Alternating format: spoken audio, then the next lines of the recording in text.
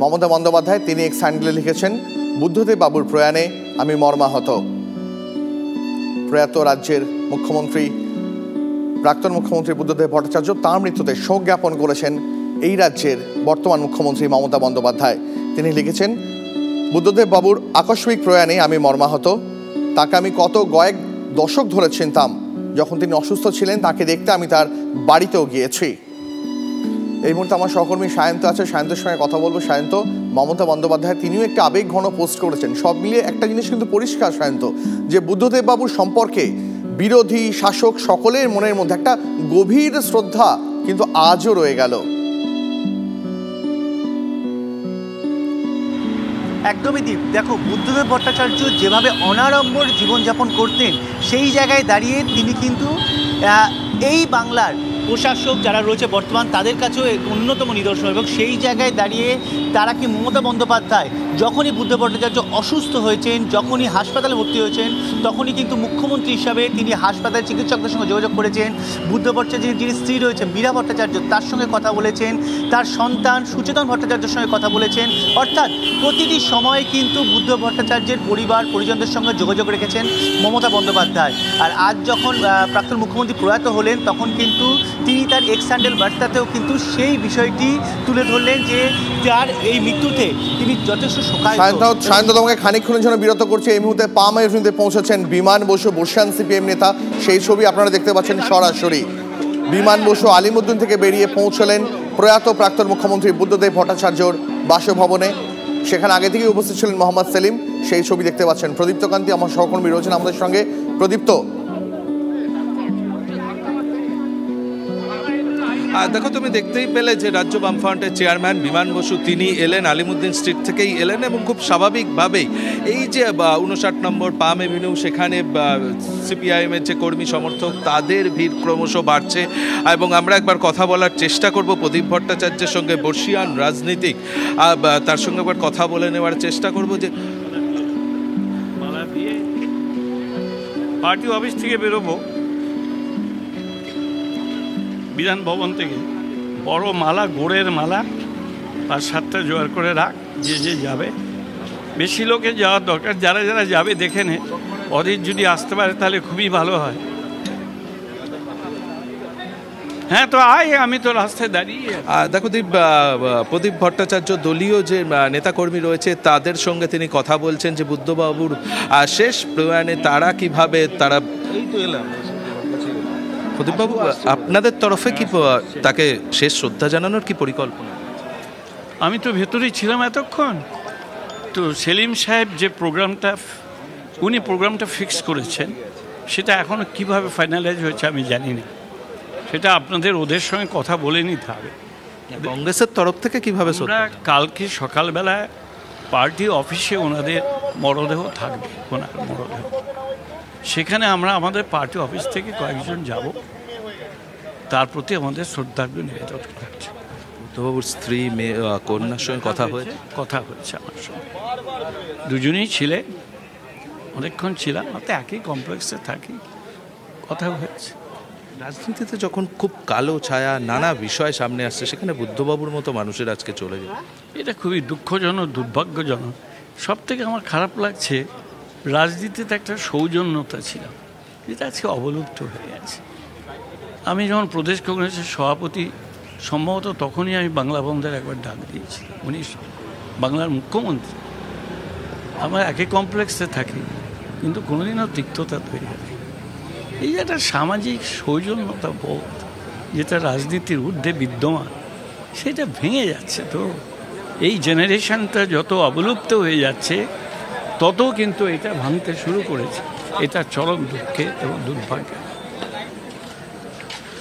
দেখো দীপ, তুমি শুনতেই পেলে প্রদীপবাবু যে কথা বললেন যে বুদ্ধবাবুর মতো রাজনীতিক এই সময় খুব প্রয়োজন ছিল, কিন্তু তার প্রয়াণ ঘটেছে। এবং কংগ্রেসের তরফ থেকে আগামীকাল আলিমুদ্দিন স্ট্রিটে যখন বুদ্ধবাবুর মরদেহ রাখা থাকবে, সেখানে গিয়ে তারা শেষ শ্রদ্ধা জানাবেন।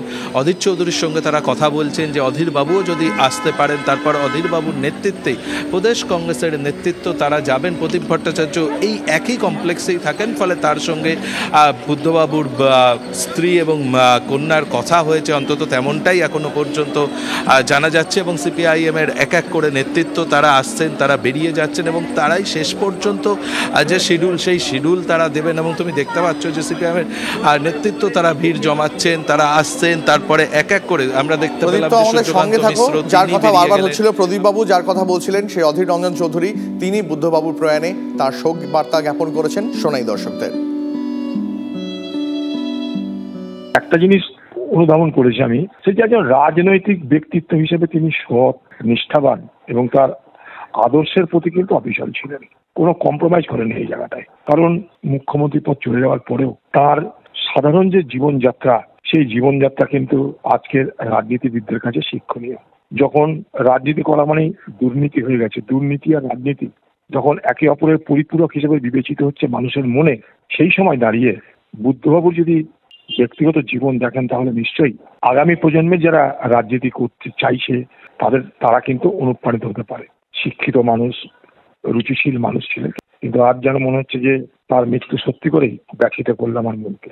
এই মুহূর্তে সৃজন ভট্টাচার্য, তিনি বুদ্ধদেব ভট্টাচার্যের প্রয়াণে তার শোক জ্ঞাপন করেছেন, তার কথা শোনাবো আপনাদের।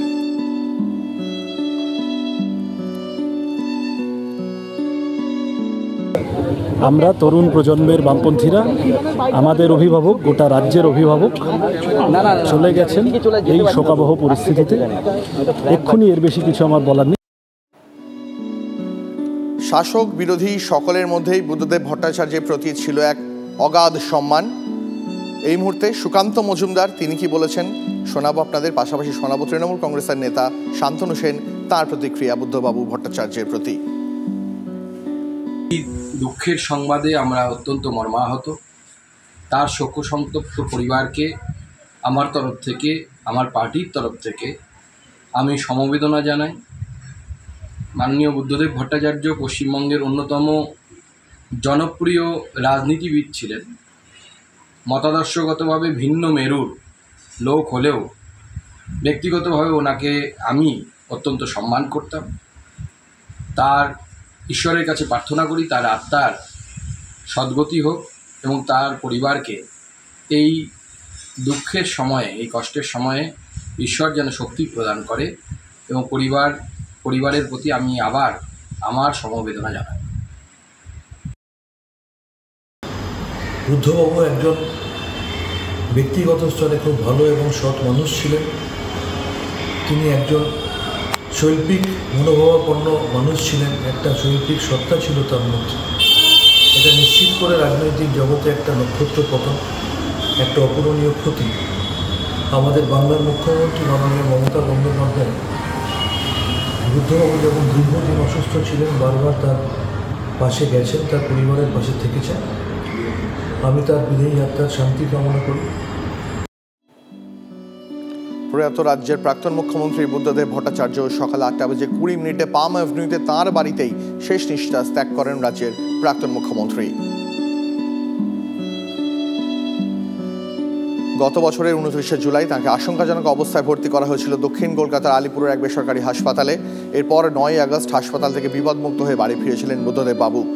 যেমনটা আমরা নানা বিশিষ্ট সিপিএম নেতার কথায় শুনছিলাম যে তিনি অনেকবার হয়তো হাসপাতালে গেছেন, কিন্তু প্রত্যেকবারই তার আপনজনেরা, তার ঘনিষ্ঠরা বিশ্বাস করতেন যে তিনি হাসপাতাল থেকে অসুস্থতাকে জয় করে প্রত্যেকবারের মতোই বাড়ি ফিরবেন। কিন্তু এবারে সেই বাড়ি ফেরা আর দীর্ঘস্থায়ী হলো না। নিজের বাড়িতেই শেষ নিঃশ্বাস ত্যাগ করলেন বুদ্ধদেব ভট্টাচার্য। তার অসুস্থতার কারণে শেষ কয়েকটা বছর কার্যত গৃহবন্দী ছিলেন। একাধিকবার আমাদের তরফে চেষ্টা করা হয়েছিল তাকে ব্রিগেডে নিয়ে যাওয়ার জন্য, কিন্তু তার অসুস্থতা, তার শরীর সায় দেয়নি তাতে। 11 বছর বাংলার মুখ্যমন্ত্রী ছিলেন বুদ্ধদেব ভট্টাচার্য। খানিকক্ষণ আগে আমরা কথা বলছিলাম বিশিষ্ট সিপিএম নেতা অশোক বাবুর সঙ্গে। অশোকবাবু যেমনটা জানাচ্ছিলেন যে বাংলার যুব সমাজ আজীবন বুদ্ধদেব ভট্টাচার্যের প্রতি কৃতজ্ঞ থাকবে, কারণ যুব সমাজের কর্মসংস্থান বুদ্ধদেব ভট্টাচার্যের প্রায়োরিটির তালিকায় একদম উপরে থাকতো। আমরা কথা বলেছিলাম বিশিষ্ট কংগ্রেস নেতা প্রদীপ ভট্টাচার্যের সঙ্গে। তিনিও যেমনটা জানাচ্ছিলেন বিরোধিতা হয়তো ছিল রাজনৈতিকভাবে, কিন্তু ব্যক্তিগতভাবে যে সখ্যতা, ব্যক্তিগত যে সম্পর্ক, সেই সম্পর্কে কখনো এতটুকু চিড় ধরেনি। এবং আজকের মতন সময়, আজকের মতন অশান্ত সময় যেখানে রাজনীতিতে অনেক কলুষতা প্রবেশ করেছে, সেখানে বুদ্ধদেব ভট্টাচার্যের মতন একজন মানুষের অনুপস্থিতি বড় বেশি প্রকট, বড় বেশি টের পাওয়া যাচ্ছে।